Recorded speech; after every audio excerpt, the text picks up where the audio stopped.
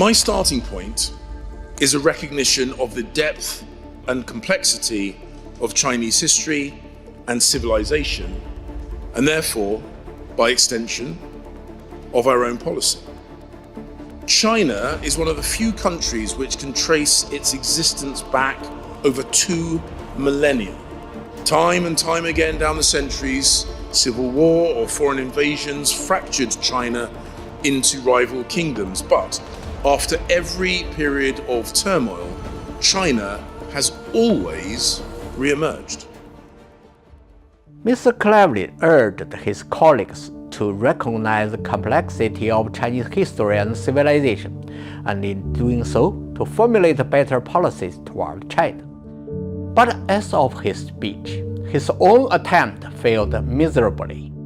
Dealing with China, I can assure you, they represent a ruthless authoritarian tradition utterly at odds with our own. Britain condemns the mass incarceration of the Uyghur people in the Uyghur people in Xinjiang. We gave nearly 3 million of Hong Kong's people a path to British citizenship.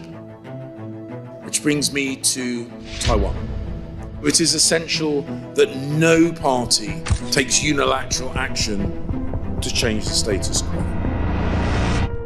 As the speech progressed, his promising start began to slide into petty talks, and eventually, and perhaps even unconsciously, revealed his hidden imperialist prejudice. His understanding of China barely scratched the surface, and frankly speaking, this problem is very common today among Western politicians and intellectuals when they talk about China. Now you have a rich Chinese Communist Party that has tightened its grip on the country. China that is becoming more repressive at home and more assertive abroad. The sitting U.S. president has called a Chinese leader a dictator. China ripped off our prized intellectual property and trade secrets, causing millions of jobs all across America. China is an increasingly challenging or disruptive global economic power. Normally, they would acknowledge the remarkable continuity of Chinese history and trace the existence of China back at least 2 millennia, to the time when China was united in the Qing dynasty. This recognition is very important because it at least avoids the common mistake of treating China as one of the newly born Westphalia countries. But this is far from enough to understand the complexity of the Chinese civilization and the Chinese way of thinking. What does it mean to be a continuous civilization for over 4 millennia and a state based on modern political order for over 2 millennia? This means that when almost all the contemporary civilizations collapse and or die out one by one, China survived and revived. When almost all the contemporary empires disintegrated and fell one by one, China survived and revived. And finally, when, as Arnold Toynbee put it, the West drove its contemporaries to the wall and caught them in the meshes of its economic and political ascendancy, China survived and revived. It means that for thousands of years of Chinese people have won the game of life and death. Generation after generation, they have defended their homeland, neither migrating away nor surrendering it to invaders. As China aged, it became more and more convinced that it must have been on some kind of a right track when it gathered the tragic histories of other parts of the world. The European dynasties of the Dark Ages had failed in their desperate attempts to rebuild the ancient Roman Empire. The Indian kingdoms had suffered so long from Sicily's foreign invasions and civil wars that they could hardly regain unity and continuity. the flourishing indigenous civilizations of the Americas and Australasia had been utterly destroyed by European pirates and colonizers. To avoid the same fate, China must take its survival very seriously and fight against division, disunity, and destruction with all its might. So many rises and falls have been observed and recorded in China, from dynasty to dynasty over 2 to 3 millennia, no matter who and what race the paramount rulers were, and important lessons have been learned along the way.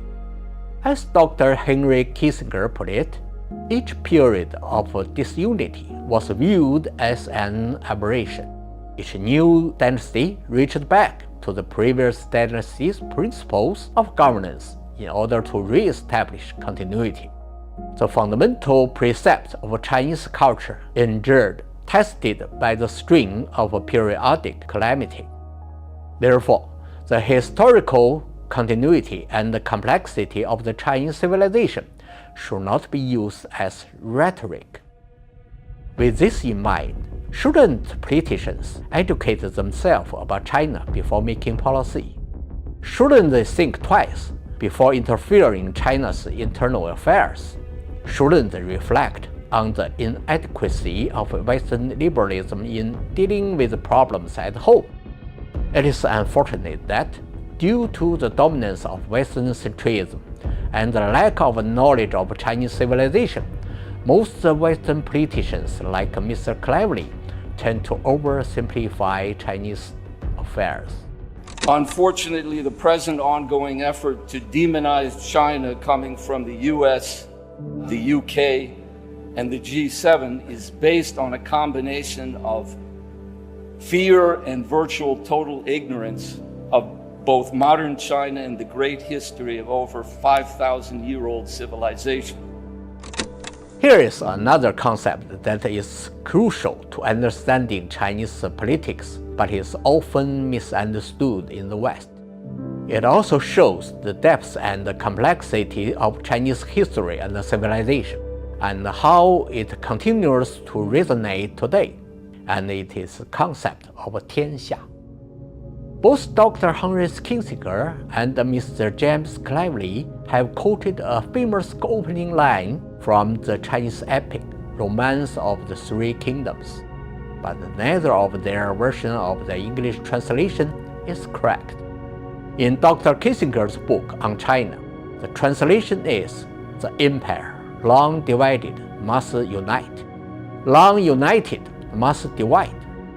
Mr. Cleverly used empires wax and wane, states cleave asunder and coalesce. The mistake that both of them made is that empire and state cannot be used interchangeably with the Chinese word 天下, or all under heaven. The correct translation in Chinese is that 天下, or all under heaven, will be divided after a period of time. But after a period of division, it will definitely be united again. Although complex, the meaning of 天下 is common knowledge to any Chinese you might meet. From a Chinese point of view, there are three key points that are not reflected in the two different English translations mentioned earlier. Firstly, the 天下 exists before everything else, and is therefore prior to and greater than all empires and states. It is the beginning and end of all political affairs in human society, which empires and states are not. Secondly, empires and states are nothing else but the products of the division of the 天下. The state is independent and autonomous, and the grouping of several states is the empire. Therefore, this famous saying speaks of the division and unity of the whole 天下, and not just of the empires and states. Thirdly, why must the 天下 be divided? And why is the divided 天下 bound to unite?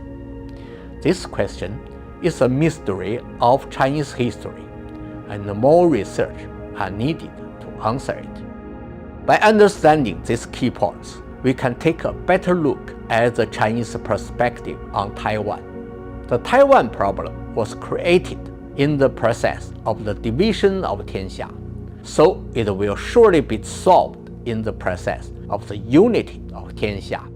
This has been the Tianxia view of the Chinese people for thousands of years, rooted in the depths and the complexity of Chinese history and civilization, and has never changed. In a recent interview with The Economist, Dr. Henry Kissinger pointed out that Taiwan would be just the first of several areas where the superpowers could find common ground and so foster global stability. According to him, global stability is a grand and long-term goal.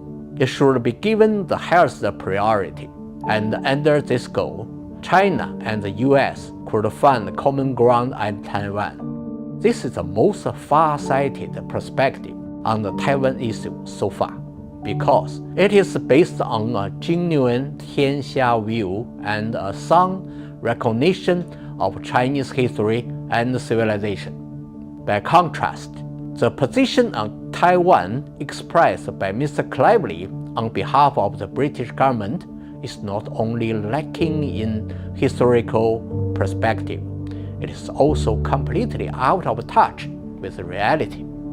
So, why is an understanding of Chinese civilization so important? We can say that it provides a cognitive and intellectual basis for solving some of the most important challenges facing China and the world today. We welcome Mr. Cleverly to China and hope that by the end of his trip, he will have a better understanding of Chinese civilization.